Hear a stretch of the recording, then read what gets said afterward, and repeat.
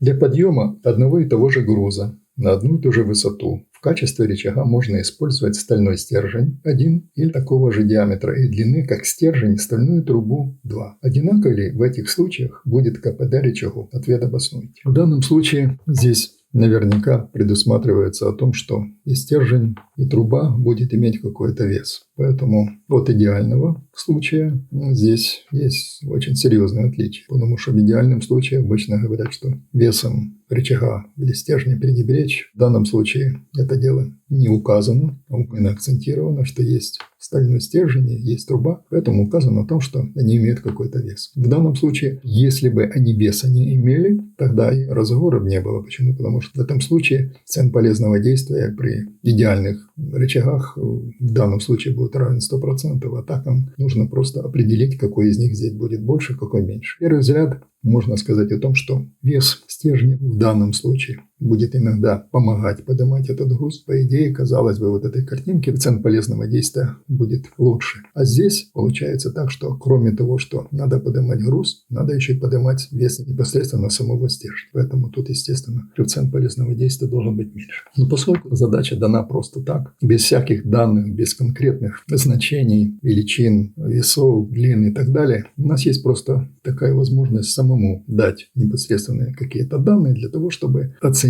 в данном случае, каким образом будет формироваться здесь коэффициент полезного действия и как он будет выглядеть в одном и во втором случае. Давайте определимся таким образом, что у нас есть вес, пусть будет вес в данном 40 ньютонов, вес стержня, обозначим ее R, будет равен 10 ньютонов, мы можем любой дать, конечно. И длина этого стержня стального L0 равно 0,8 метра. И скажем так, что от точки опоры до края стержня будет расстояние 1/4 вот этой длины. Именно 1/4. А здесь будет 3/4 длины. То же самое и здесь. Здесь 1/4 длины и здесь 1/4 длины. Одинаковые условия. Для начала скажем так, что в этом случае пусть пока будет вес трубы такой же точно, как и вес стержня. Если надо будет, мы его можем просто уменьшить. Это не столь важно. Для начала, для того, чтобы уже иметь какие-то нами придуманные данные, давайте определим, какие же здесь будут действовать силы в состоянии покоя. Когда оно все будет уравновешено, пока движение еще не произошло, давайте определим, какие будут силы действовать, какая будет сила F1 и так далее. Поэтому сделаем небольшой чертежик. Каким образом будут действовать силы в самый начальный момент? Это группа мы будем действовать силой F1. Кроме того, что я нарисовал, что стержень имеет неотличимое значение от нуля, имеет какой-то вес, поэтому он тоже распределит свой вес. Каким образом? Посмотрите. В данном случае с этой стороны будет L равно 1/4 L0. Напишем так сразу. L0 делить на 4. Каждая из вот этих частей будет равна 1/4. На половинке вот этой 1/4 по центру, центр массы, будет определен какой-то вес стержня с этой стороны. И вес стержня будет с той стороны тоже мы ее определим как R2. Теперь давайте определим, какие же моменты будут действовать здесь, какие силы действуют. В этом случае, смотрите, вес имеет плечо L. Вот оно. С этой стороны оно действует против часовой стрелки. Против же часовой стрелки будет действовать и вот эта часть стержня R1, которая имеет плечо L пополам. С левой стороны точки опоры будет действовать наша сила F. Вот с таким вот длинным плечом, 3/4 L, и будет действовать по часовой стрелке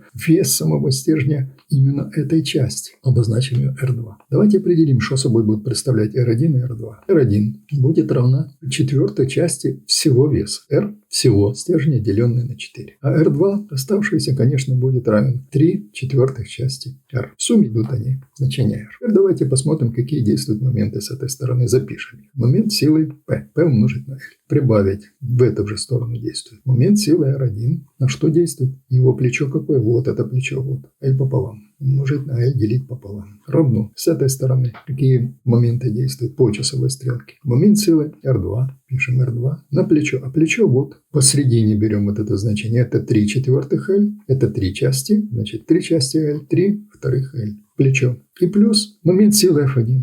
F1 умножить на какую длину? На 3L. Давайте сразу подставим сюда значения вместо R1 и R2. Вот этих значений, которые через R, чтобы меньше было переменных. P умножить на L. Потом L можно будет сократить. R1 это R делить на 4. Запишем. Умножить на L делить пополам. Равно R2. 3R делить на 4. И еще умножить на 3/2L. И прибавить F1 что множится на 3L. Давайте L все сократим, оно нам здесь не нужно. И так получается, что P плюс R делить на 8 равно, перемножаем числители, перемножаем знаменатель. Получается 9R делить на 8 и плюс 3 умножить на F1. Переносим в эту сторону 9 восьмых R, получаем P плюс R на 8 минус 9 восьмых R равно 3F1. Или просто P минус R равно чему?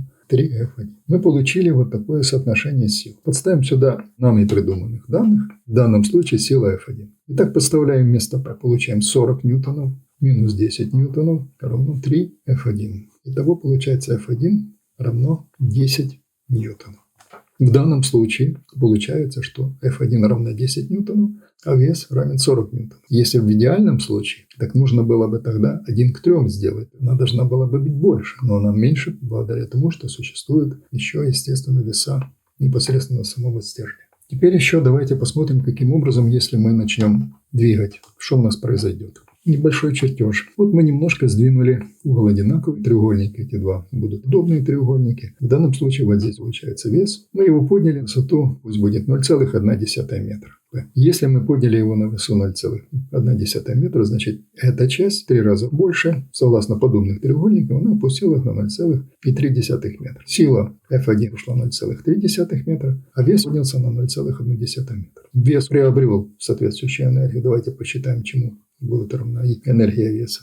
P равно чему? 40. P умножить на 0,1 метра. Мы получаем 40. Ньютонов умножить на 0,1. Мы получили значение 4 джоуля. На 4 джоуля энергия увеличилась. Что энергия, что работа в одинаковых значениях. А в данном случае сколько же отработала сила, какую энергию? EF1 равна. Знаем о том, что она 10 ньютонов умножить на 0,3 метра.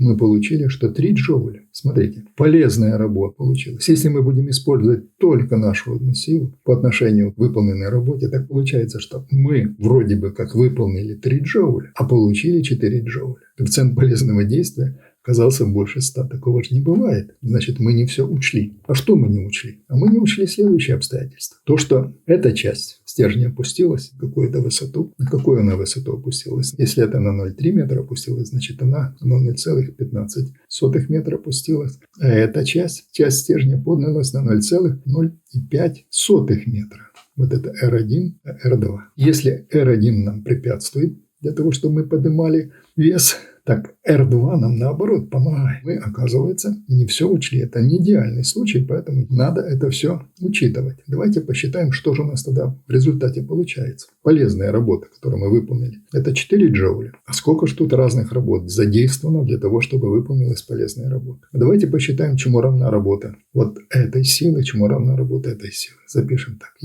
R2 равна чему? Мы знаем, что она равна 3/4 R. R2 это 3/4 R и умножить на 0,15 метра. Подставляем сюда значение 3 на 10 ньютонов, или делить на 4 на 0,15 метров, получается 1,125 джоуля. Эта сила, опускаясь вниз, совершила работу 1,125 джоуля. А эта сила, ее поднимали вверх, на нее затратили, естественно, какую-то энергию. R1 чему будет равна? R делить на 4 вес. По сути дела, умножить на 0,05 метра. Мы получаем 10 ньютонов на 4, 0,05 метра. Мы получим 0,125 джоуля. Давайте посмотрим, сколько у нас было задействовано энергии, работ для того, чтобы в конечном итоге была полезная работа поднята на высоту 0,1 метра. Полезная работа, мы видим уже, что она получается 4 джоуля. А вот эти все можно работы считать, которые были затрачены. Ведь реально-то и стержень этот сюда положить нужно было затратить какую-то работу, которую мы здесь не учитываем.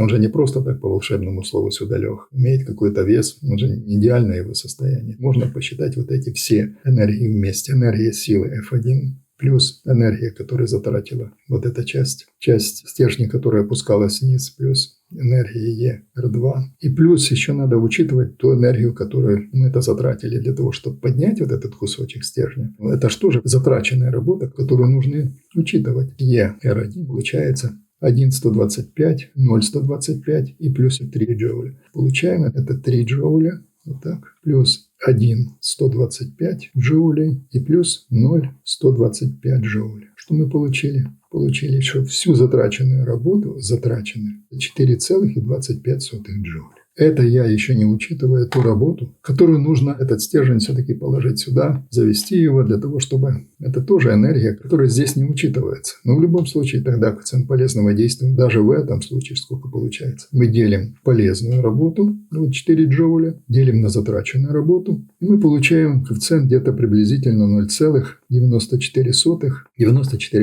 Благодаря чему это произошло? Благодаря тому, что в конечном итоге, если стержень этот стальной имеет собственный вес, он своим весом помогает поднимать вот эту часть. Чем больше вес, тем больше вклад его получается. Потому что вот здесь посмотрите, чем больше вес этого стержня, тем больше будет вклад, тем меньше нужно будет тогда использовать. Будет, если при его значении такому же, как весу, посмотрите, если вес будет равен весу стержня, он сам будет поднимать это все. F1 вообще будет, не нужно будет, там только завести, нужно будет энергию для того, чтобы завести, и он сам это дело сделает. Ну, теперь давайте рассмотрим второй случай, каким образом будет происходить распределение сил. Будем иметь такое же точно значение входные для начала и сделаем небольшой чертеж, который будет соответствовать распределению сил именно этой картинки. Для начала определим, какие будут здесь действовать силы, для того, чтобы в дальнейшем посмотреть, как они будут работать. Используем те же самые данные, которые использовали для стального стержня именно вот этой картинки. Вес у нас равен 40 ньютонов, вес трубы 10 ньютонов.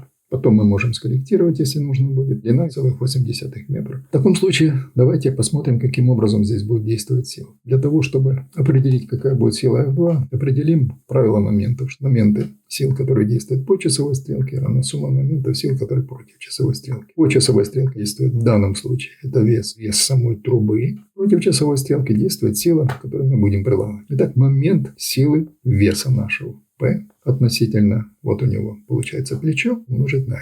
Плечо. Вот момент силы P. Прибавить момент силы трубы. R умножить на какой? Вот у него. Она как раз на половинке своего центра масс трубы умножить на 2L. И равно чему? Равно F2 умножить на вот такое длинное плечо. 4L. F2 умножить на 4L. Что можно? L можно сократить. Получается, что P плюс 2R равно чему? 4F2. Подставим сюда эти значения. Что мы получаем? 40 ньютонов прибавить 20 ньютонов равно 4F2. Отсюда F2 равно 15 ньютонов. Что хотелось бы отметить, посмотрите, если здесь мы говорим о том, что чем больше будет вес самого стержня, тем меньше придется прикладывать силу, так в данном случае, какой бы вес трубы не был здесь, вес непосредственно, наша сила все равно, тем не менее, будет отлично от нуля. Увеличивая вес трубы, мы должны увеличивать силу, которую мы сюда прикладываем. Если уменьшаем силу, будет здесь значение V будет меньше. Мы на какую-то высоту подняли этот груз. Посмотрим, каким образом сработают здесь эти силы. Небольшой чертеж. Как пример, подняли на высоту на 10 сантиметров, 0,1 метра наш груз, точно так, как и здесь, на 0,1 метра мы поднимали. Тогда точка центра масс самой трубы поднимется на высоту в 2 раза больше 0,2 метра. Нашей силы нам нужно будет поднимать выше вот сила F2 на 0,4 метра. Давайте посмотрим, какие тут будут выработаны энергии. Итак, для того, чтобы поднять вот эту часть, вес умножить на расстояние на P0,1 метра. Эта часть, чтобы мы подняли R, умножаем на 0,2 метра. Ну и наша сила сработает на расстоянии F2 умножить на 0,4 метра. Здесь мы приложили груз. В данном случае полезная работа оказалась. Здесь мы приложили силу, мы получили затраченную всю работу, которую мы выполнили вот здесь, вот, F2 на 0,4. А подняли только груз на 0,1 метра. Давайте посчитаем, что получается. В данном случае эта энергия будет равна сколько? Опять же 4 джоуля, потому что 40 умножить на 0,1 4 джоуля. Эту мы можем пока не использовать. В любом случае можно ее посчитать. 10 умножить на 0,2 – 2 джоуля. Сила наша сработает каким образом? Мы выполним работу 0,4 метра умножить на 15 ньютонов. Получается здесь 6 джоулей. Посмотрите, мы затратили работу 6 джоулей, а подняли только на 4 джоуля. Реально получается вот эта паразитная, так сказать, работа, которую мы должны были выполнить ее, иначе мы поднимали еще вес самой трубы. Коэффициент полезного действия будет равен полезная работа 4 джоуля делить на затраченную работу на 6 джоулей. Мы получаем приблизительно такое значение 0,66, либо 66%. Благодаря чему это произошло? Произошло это благодаря тому, что в данном случае есть вес непосредственно самой трубы. Чем меньше у нас бы был вес трубы, тем меньше бы у нас была сила, тем меньше был бы коэффициент затраченной работы, и тем выше был бы коэффициент полезного действия. Можно сказать о том, что в данном случае эти две картинки, которые даны в самом начале, они закладывают такой смысл о том, что здесь стальной стержень помогает немножко поднимать вес, а здесь наоборот. Получается, что кроме того, что поднимать непосредственно вес, еще нужно поднимать и вес самой трубы или вес стержня. И в данном случае можно сказать, и обе картинки эти говорят о следующем, что если мы будем стремиться к тому, что веса у них будут одинаковые, не будем использовать в данном случае, то получается, что обе эти картинки дадут одинаковое значение 100%. А так они будут разные. Причем здесь будет коэффициент полезного действия больше, лучше, а здесь будет меньше.